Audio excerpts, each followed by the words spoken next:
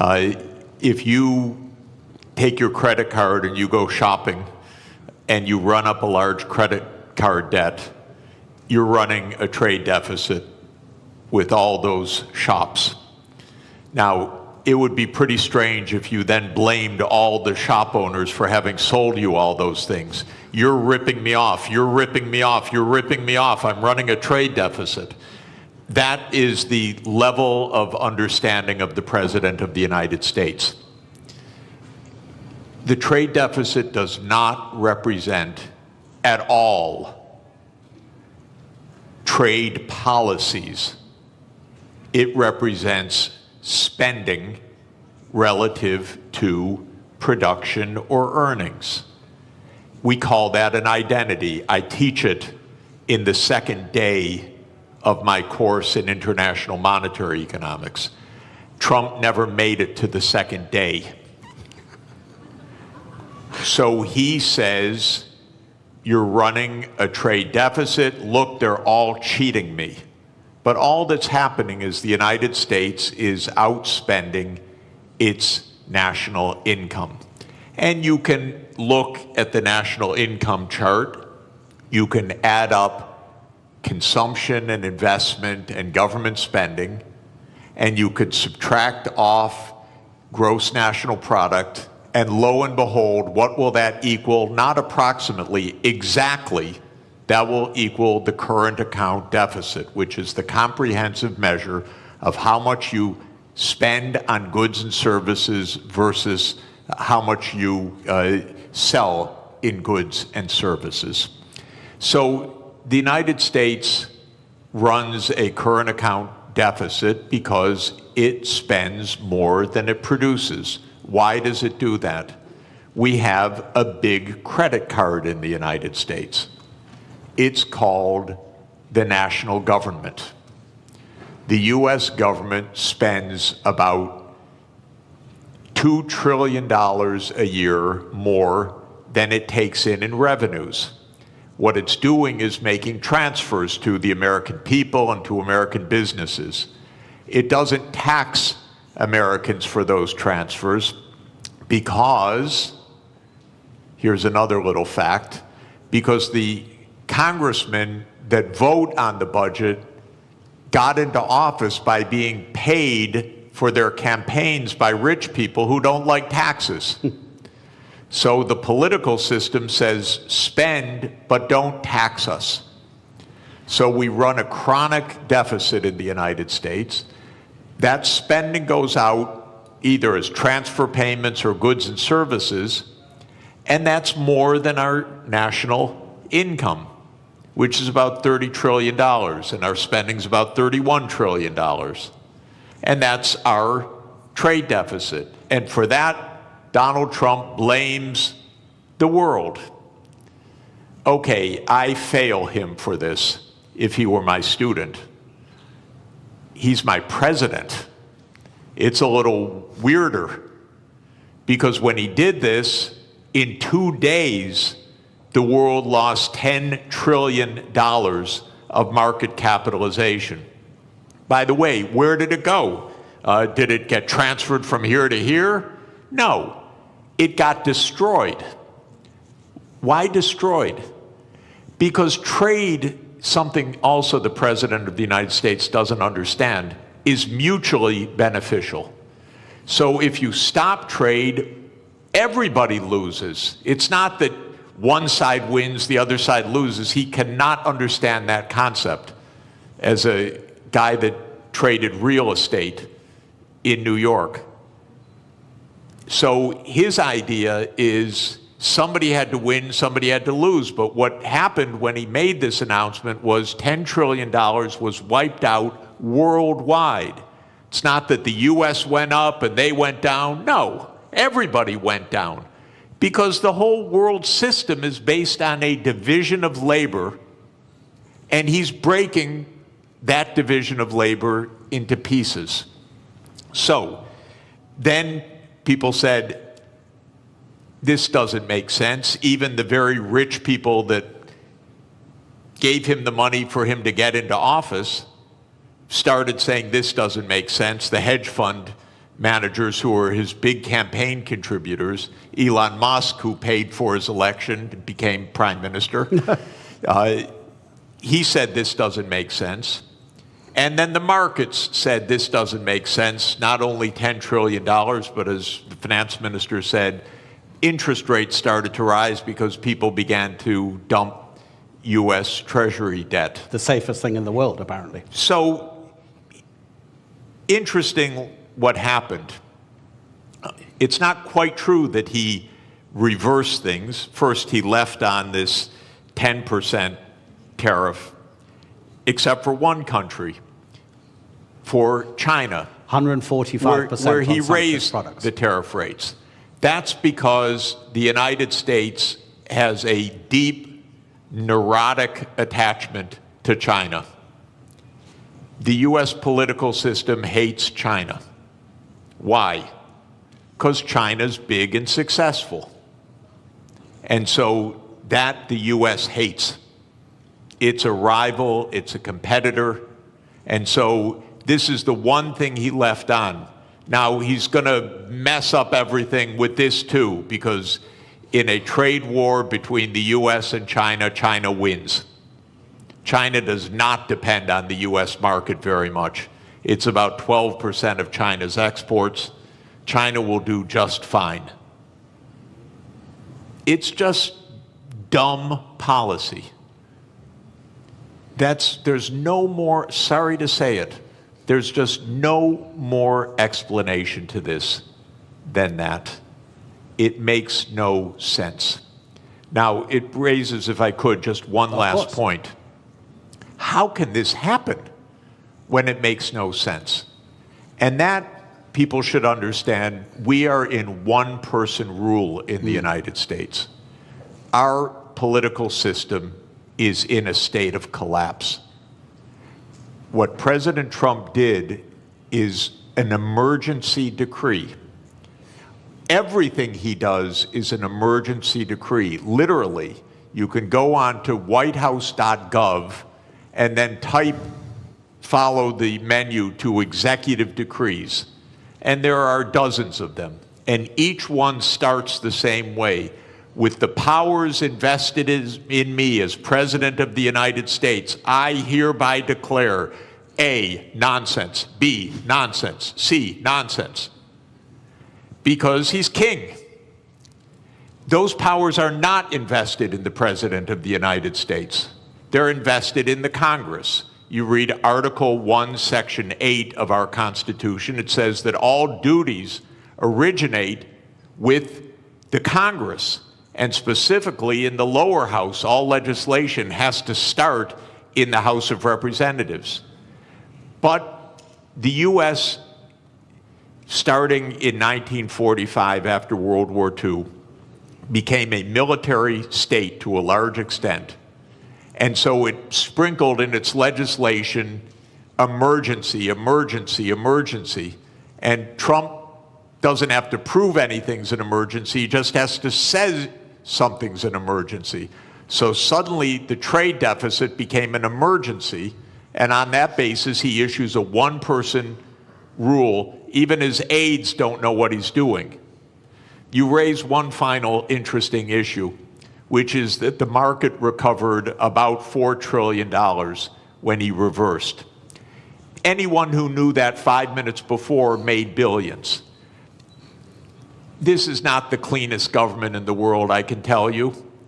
I'd be hugely surprised if some people didn't know just a bit ahead of time, starting with members of the U.S. Congress, by the way.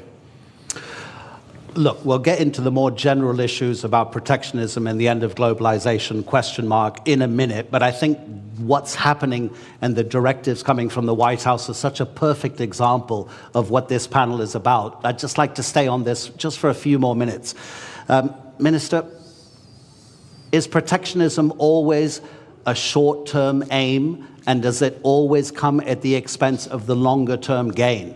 Donald Trump hasn't said it in public, but apparently in private, during his first term, he was asked about the problem of the US national debt. And his answer was, I don't care because I'll be dead by the time it's a problem. And apparently that's also his approach to the climate crisis. So is this protectionism coming from the White House a short-term fix which is going to hurt America in the longer term in terms of how it grows?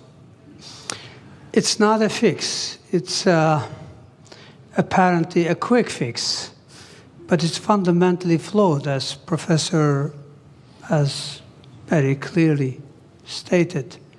Look, protectionism is nothing new.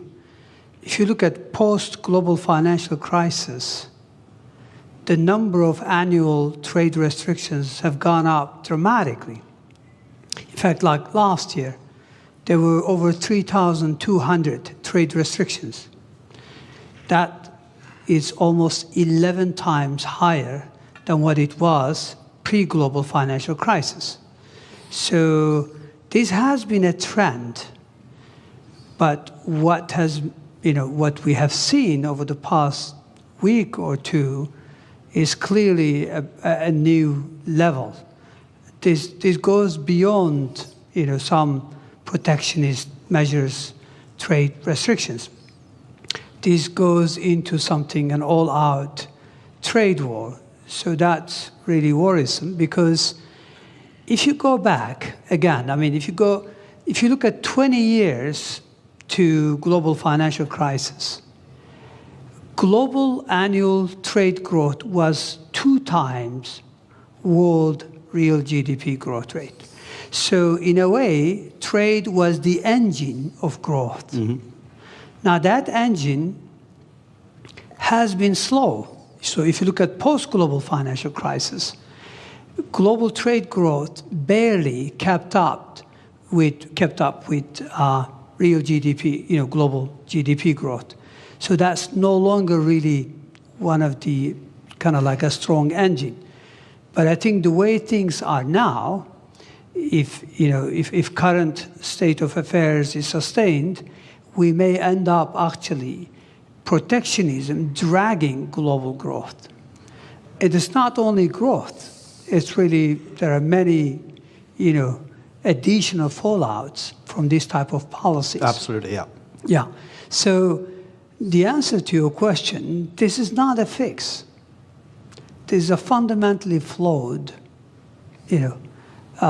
policy perspective. Obviously, countries have choice. They always have a choice. But we would rather, see world moving back to rule-based, multilateral framework, where everyone benefits. I think I agree with Professor. Over 1 billion people since 1990s have been lifted out of poverty, predominantly in Asia. I'm talking about absolute poverty here. And that's largely thanks to, trade and growth associated with that trade. So it is worrisome that we are now experimenting policies that may actually reverse some of these gains, which I think were very important. 1 billion people out of absolute poverty cannot be underestimated. It's quite significant. Now, admittedly, trade do cause geographic dislocations, but the solution is not protectionism. The solution lies more internal sound policies, structural remedies, but also you can deploy tax policy incentives and other things to address, dislocations in regions caused by, global trade openness. So it's not a level, but protectionism will create more inequalities. It will create bigger problems. Already you've got significant headwinds for global growth. Aging population, high global indebtedness, impending climate crisis. So protectionism is going to be yet another big blow to long-term growth outlook. And that's why growth is barely, sustained at 3%. I think the risk is that we will move to a new era where per capita GDP growth will almost disappear if we continue down this path. Really interesting what you say about protectionism having fallout in other sectors, and we will get onto that, about how it might affect cooperation on the climate crisis, global health, et cetera, But let's use one country as a particular example about how a nation can react to protectionism. So we have the US tariffs, which in 90 days will come into effect beyond the 10% that Donald Trump has placed. Let's take two rich countries. UK and Singapore will stay at 10%. Bangladesh and Botswana will both go up to 37%. Laos will be 48%. Syria will be 41%. Lesotho in southern Africa will be 50%. In 2023, the US exported to Lesotho $7.33 million worth of goods. Lesotho in that same year exported to the United States $228 million. The US GDP per capita in 2023 was $82,800 per person. In Lesotho, it was $916. Gentlemen, how does a country like Lesotho deal with the protectionism coming from the US? Minister? Well, look, protectionism is an external shock, meaning it's not a decision by, the counterparty. It's essentially, so how do you deal with it?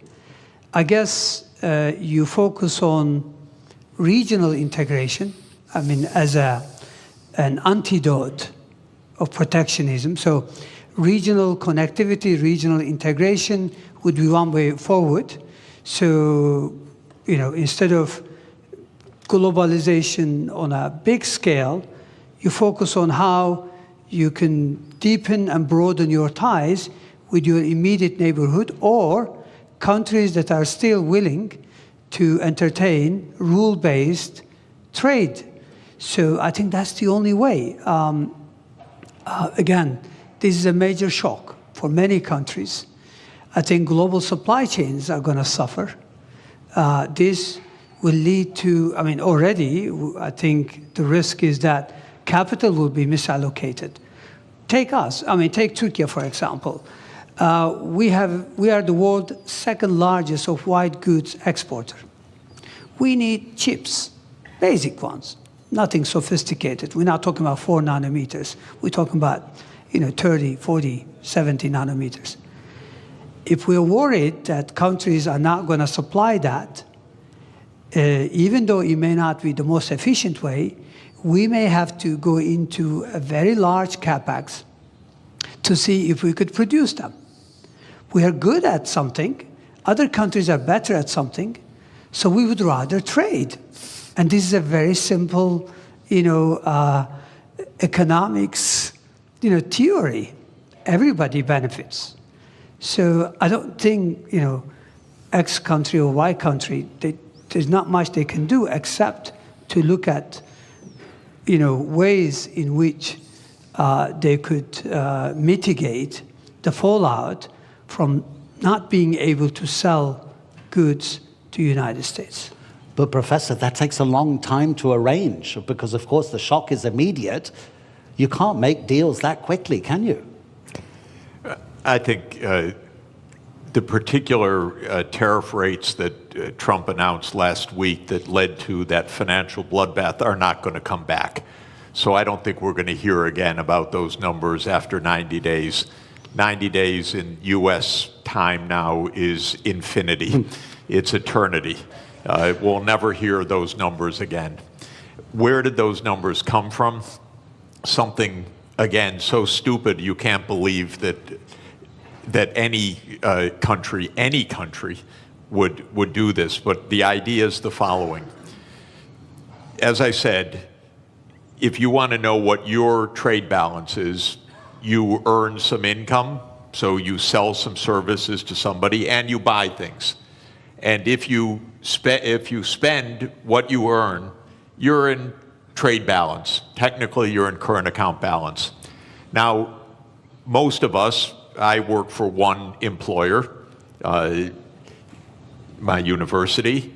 So I run a big trade surplus with my university, and then I run a pretty big trade deficit with the grocery store that we buy our groceries from, and if I have to buy shoes, I run a trade deficit with the shoe store, and so forth.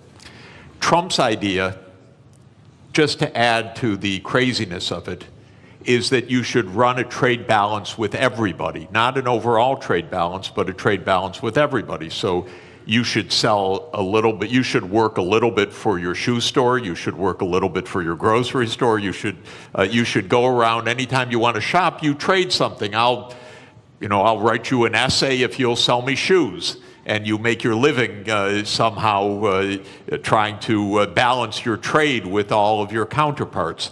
Well, this is insane. This is why we have a market economy. You don't have to have balance with every transaction that you do with somebody. But what Trump said was, oh, Lesotho, they sell us more than we buy from them. So they're cheating us. That's literally what he said. Literally what he said. Okay, is it completely delusional or rhetoric? It's delusional, okay? Just so you know. It's weird. But anyway, now, then he calculated a formula. Okay, Lesotho, we have to tax them by the amount to reduce the imports from them so that we have balance with Lesotho. And then they made some absolutely stupid formula that you would not accept in a first year, third week class. It came out of the US Trade Representative's office. They probably were told, do it overnight, the boss wants it. And then they came up with a list of tariffs, country by country, based on the bilateral trade balance. You cannot make this stuff up. This is not it used to be not a Mickey Mouse country, my country. But this is Mickey Mouse. This is not, and I apologize to Mickey Mouse. He would not do this. Mickey Mouse is smarter than this. So we are in a crazy land, actually, with this. Now, it stopped for a moment. We'll never hear those numbers again. I don't know what we'll hear in 3 months. God help us, really. Because it probably won't have to do with trade. It'll have to do with something else. But we can't normalize this as what's the rationale, how to negotiate, what to do. Of course, 60 countries immediately said, we'll rebalance with you. And the President of the United States literally used the language I'm about to use. I'm quoting him because otherwise I would never say this. He said, 60 countries are coming to kiss my ass. He said that in a public speech, the President of the United States.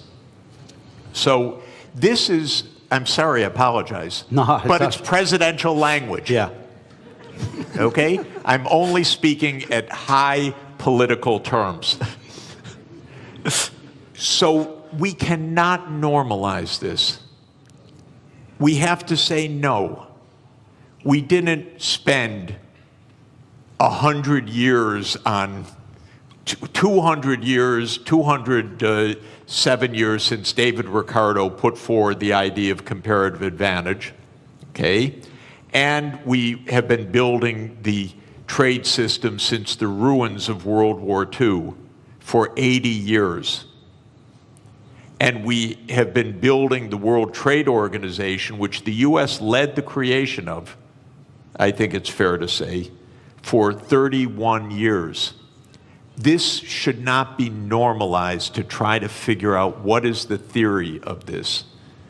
And it's a more fundamental point, ladies and gentlemen. The United States is a rogue nation right now on many things, not just on trade, but on making Gaza into the US Riviera, on whatever it wants to say.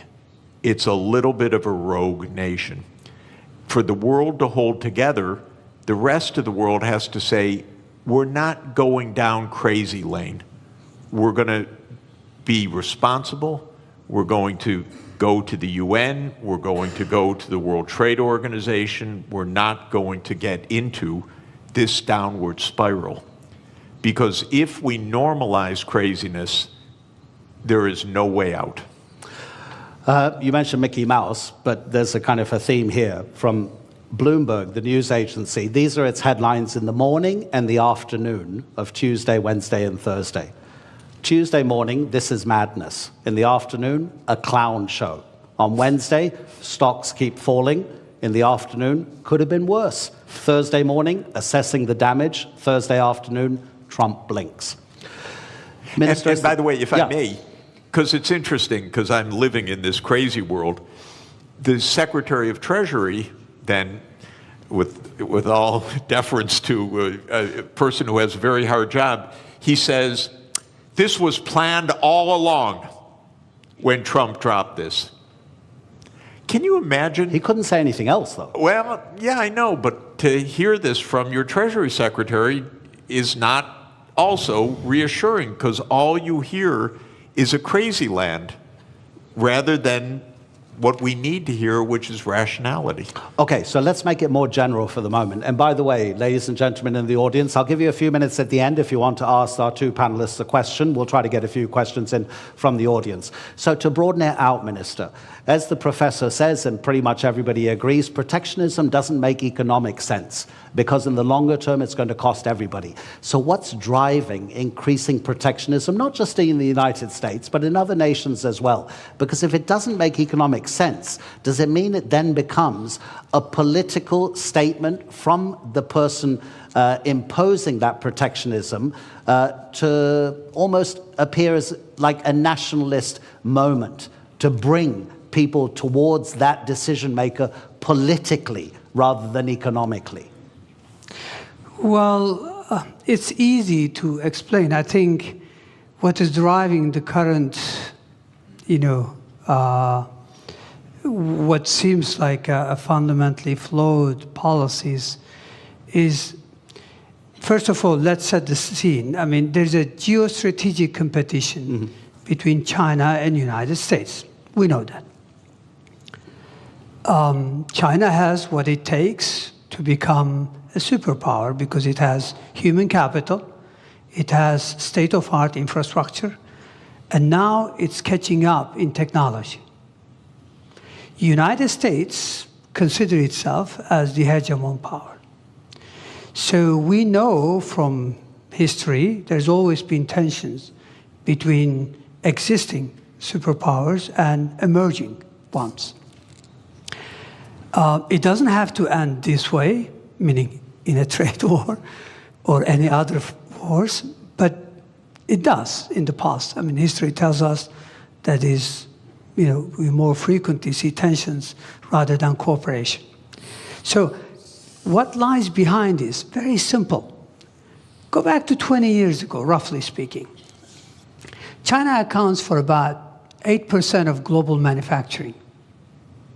Today, China accounts for more than 30% of global manufacturing. Who lost ground? United States, European Union, and Japan. United States clearly also sees this. Again, go back to 20 years ago and just visualize a world map. Which country commands as the main trading partner of the rest of the world? Maps are all over the place. Clearly, it was the United States 20 years ago. Today, it's China. Now, normally, the way you would respond, the way I would respond, is that, look, we need sound policies, structural reforms to regain ground. Instead, it looks like this rivalry, combined with lack of, obviously, clear understanding, is that it leads you to go after quick fixes. And quick fixes, which is also to do with populism, nationalism, is to blame others and is to present it in a simple fashion. The reality is you have to be more competitive. You have to invest in upskilling, reskilling your population. You have to invest in your infrastructure. And you have to, there's a lot of, there's a long list of homework. But those are politically difficult to deliver. They take time, and they're difficult. So structural policy has been lacking in most countries. And when you can't deliver structural transformation, then you rely on monetary policy to fix things. Monetary policy in many parts of the developed world have been doing the heavy lifting over the last couple of decades in the face of difficulties. So my point here is that I think we know what drives it is losing ground. But how do you regain ground? Again, the sophisticated way would be to do the right thing and deliver on reforms. The easy way would be to blame everyone else and come up with high tariffs as a fix. Let's see. Okay, so protectionism is also not helping your friends to concentrate more on yourself rather than the outside world. We know that the drastic cuts to USAID, the Agency for International Development, has already or is going to cost lives. Myanmar's recent earthquake, the Americans have been for decades maybe the most important first responder, sending hundreds of rescue workers. They sent 3 administrators. They didn't send a single rescue worker. They laid off recently some people working for the federal government on the US nuclear program. They realized very quickly within a couple of days that it was actually a national security issue, so they were told to come back to their office. The office said, sorry, they've been excluded from their federal emails, so we can't get in touch with them. So they couldn't re-employ them. Professor Sachs, when you were president of the Earth Institute at Columbia University, it focuses, I've got to read this from the notes. It focuses on sustainable development, this institute at Columbia, including research in climate change, geology, global health, economics, management, agriculture, ecosystems, urbanization, energy, water, everything that we need to live.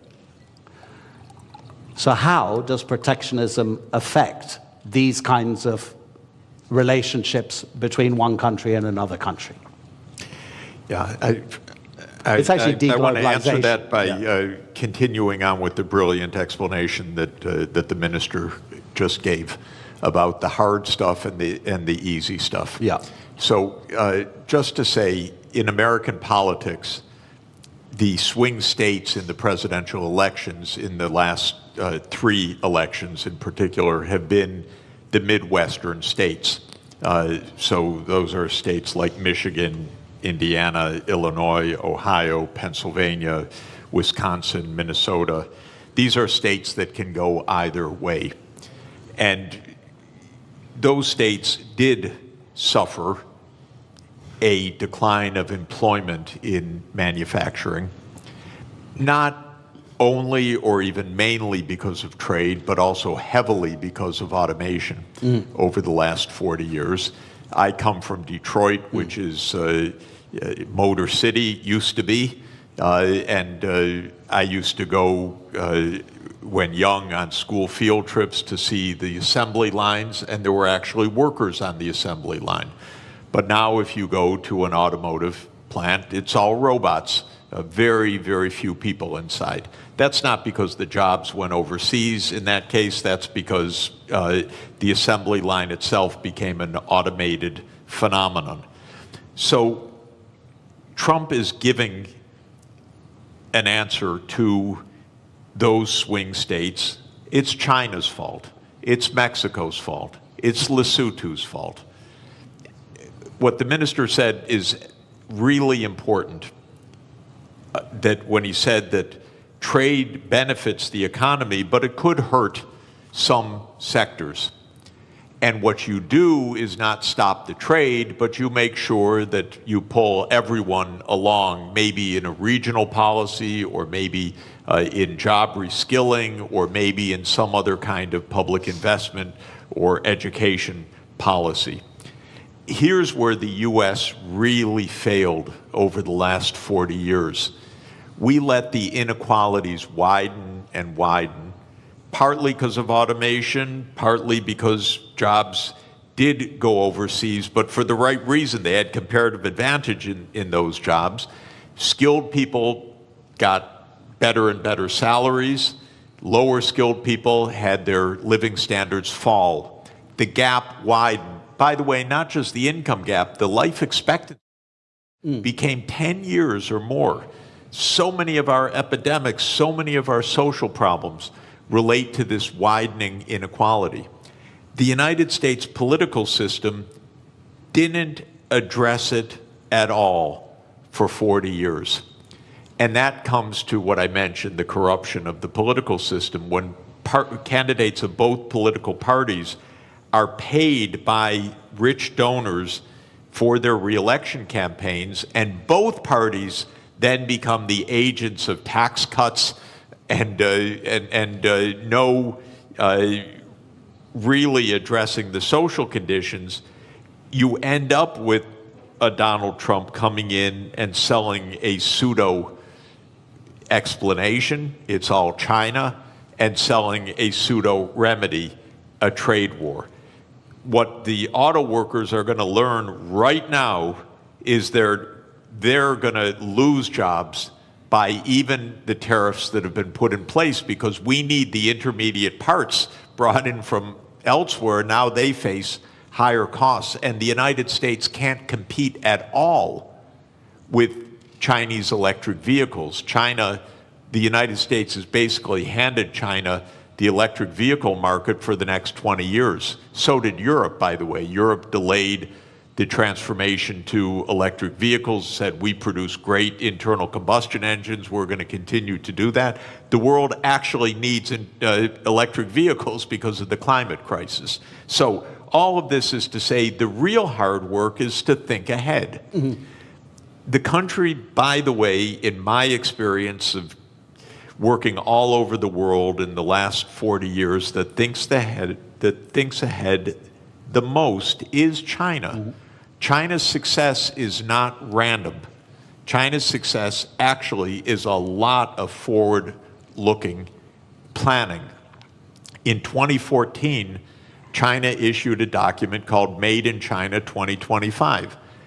And it wasn't a protectionist policy, it was we need to invest in the technology so we can be at the forefront. I think in 8 of the 10 sectors that were identified there, China succeeded in reaching the forefront. In 2017, China made a plan for artificial intelligence. This is already 8 years ago. DeepSeek didn't just come out of nowhere, it came out of a long-term strategy. So this is hard work that actually pays off. This is what every government should do. This is what every country should do, is look ahead. Now, you mentioned very interesting idea. We got a president who doesn't understand and maybe doesn't care about the future in the same way. But just to say, the biggest issue on the planet should be the climate crisis, not all the things we're endlessly talking about. And every part of the world is going to suffer terribly by what has been built in terrible, very dangerous climate change. It's out of the headlines. But, you know, I had a very difficult job. I was the director of an institute with 300 climate scientists for 14 years, some of the world's leading climate scientists. The reason it was a hard job is that every week they came up and told me, it's worse than we thought. They would give me endlessly grim news. And the lead climate scientist at Columbia University is a man named James Hansen, who I regard as the world's leading climate scientist. And he produced a study in January that said it's much worse than we have thought. The world's temperature has gone up by 0.3 degrees Celsius in 3 years. We have had 21 months of the last 22 above 1.5 degrees. That's the new baseline, by the way. That's not because of an El Nino effect. That's the new baseline. We already blew the limit that we set 10 years ago in Paris that we said we would not exceed. We're already above it. And what Hansen says is we're rising at an accelerating rate. Now the average rate is probably between 0.3 and 0.4 degrees Celsius per decade now on average. So we'll be at 2 degrees excess. What all of this means is profound danger 20 years from now, 25, 30, but we're already seeing terrible danger today. I don't want to minimize what's already happening. Los Angeles burned down, massive forest fires in Korea last week. It's everywhere. My wife and I are nonstop traveling. Every single place we go is some kind of climate crisis, literally. It's a drought, it's floods, it's heat waves, it's pest infestations, it's forest fires. And the sea level is going to rise by many meters, which is not great for Istanbul, by the way, and not great for coastal areas. It's very dangerous what is built into the system. Now, what is Trump's answer for this? Yesterday, King Donald issued an executive decree to bring back coal. It's willful destruction of well-being, willful. And that is, again, he pulled out of the Paris Agreement. What I'm hoping, ladies and gentlemen, is the other 192 members of the UN have to say, no, we're not entering a crazy land. We're going to take care of our future. Right now, I live in a crazy land. But the rest of the world has to avoid the crazy land, has to avoid normalizing this. I don't know if any of you saw it during the height of the coronavirus pandemic. An Australian artist, cartoonist, drew a cartoon which had the first tidal wave, kind of a tsunami of economic recession. There was a bigger tidal wave tsunami behind it, which was COVID-19, and then a huge one over both of them, which was the climate crisis. So get ready, I'll give you a chance to ask a few questions, but I just wanted to address one final issue to the minister. And I was getting a bit depressed, Professor, when you were talking about that. I tell my kids since they were born, they're now 21 and 19, live anywhere you want in the world, but don't live near the coast or near a river. The professor is saying that the climate crisis is going to be one of, probably, I'm kind of, putting words into your mouth, Professor, that deglobalization, if it becomes more and more of a popular sentiment and policy, the climate crisis will be affected because of a lack of cooperation through deglobalization. Minister, what other big dangers do you see if the trend of deglobalization gathers pace? Well, as I mentioned earlier, in addition to the impending climate crisis, which could have a devastating impact on the future of humanity, I think we are faced with significant headwinds that already exist, but some of them could become more complicated. One of them is high global indebtedness. Mm-hmm. If protectionism clearly goes the way it is today, meaning if we really go into these trade wars, and if this leads to higher inflation, even for a couple of years, if that's the case, then that means long-term interest rates are likely to rise. And if that is so, then many countries are already struggling to manage their debt service. You know, global indebtedness, if you look at it, overall indebtedness was 328% last year. 328% of GDP. Yeah. This is huge. When interest rates are very low, no big deal. But when rates go up, clearly that's a big issue. I mean, look at the Turkish scene. Yes, we've had a, domestic, domestic issue that led to some market turbulence. But what happened post-April 2, CDS have gone through the roof. CDS are country risk premium. Our external bond yields, 10-year, 5-year, they all gone up significantly on the back of these tariffs. I think there are already many countries, according to UN, that pay more on interest on debt than what they are able to earmark for education and healthcare combined. So I think we already have issues such as indebtedness that the current trend could exacerbate. I mean, aging population already could create huge constraints on public finances going forward. So those are some of the additional headwinds that exist that could actually serve as speed limit or a drag on growth. So I think the world, and I agree with Professor that the world has to, rather than going down this path, we need to cooperate more. We need to work more closely on climate change, on how to address other problems, because protectionism will also lead to probably global inequalities. If you don't allow AI chips to be freely available to everyone, clearly that's a big issue, because then many countries will be left behind in terms of tapping this AI that has immense potential to boost productivity. Protectionism is not limited to trade of goods and service. It's now associated with financial flows, with diffusion of technologies through FDI. So clearly, I think we'll be worse off unless we cooperate, unless we return to multilateralism.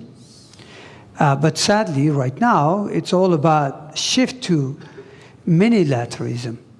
A few countries getting together, but that's not enough. I think issues are too big for few countries to address. I think the rest of the world should come together. So yes, there are significant challenges. When you mentioned aging population, I have a good example from Europe, that only 2 countries on the entire continent are having enough babies to sustain their population level. That's Ireland and Portugal. So you imagine the pressure on the taxation system and the spending on those other countries that are not sustaining their population levels and are just getting older and older and older. Okay, let me look at the back as well if anybody has any questions. We've got about 7 minutes left. And please, make it a question, not a lecture, because if it's a lecture, I'll have to stop you. Gentleman over there and gentleman over here. Okay, please introduce, there's a microphone. Thank you very much. Doesn't work? Yeah, it does work. Okay, thank you very much. I have a question for Mr. Jeffrey Sachs. My name is Sarp Sinan Acar, and I'm from Harici News. So you mentioned that we shouldn't look for a rationale behind the actions of Donald Trump, but just to be a devil's advocate, I just want to understand their point of view, which they mention, yes, trade deficit and the national debt of the United States, but also they mention the hard industries that left United States back in the day. So what I'm trying to understand is, if United States gets into a confrontation with global powers such as China or Russia or any other state, maybe even Europe one day, is it wrong for them to want their hard industries back, and this is their rationale to put these tariffs on. Because Donald Trump mentioned that we are buying cars from Canada that we could have been producing before. So is there a rationale behind, at least on the hard industry part? Okay, thank you. Yeah, you know, in trade theory or trade concept, there is the national security rationale. So you may want to procure domestically to have an armaments industry. That's quite different from imposing tariffs on 150 countries in a completely arbitrary way. In fact, the right policy might be local procurement from domestic industry that has nothing to do with trade policy at all. So that is not an argument for what he's doing. But I would add one more point. We don't need an arms race, and we don't need a war. Actually, diplomacy is really cheap compared to war.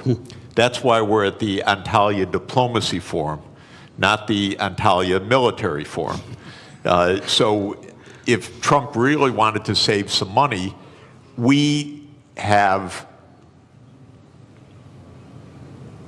almost 800 overseas military bases in 80 countries. This is crazy. So if he wanted to save money and close the budget deficit, I would close hundreds and hundreds of military bases and leave all these countries at peace, because wherever there's an American military base, there's a big headache, believe me.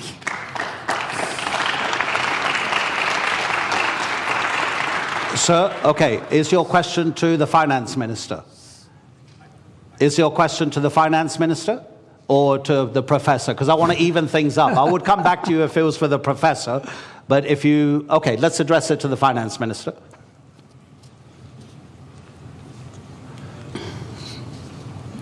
1, 2, 1, 2.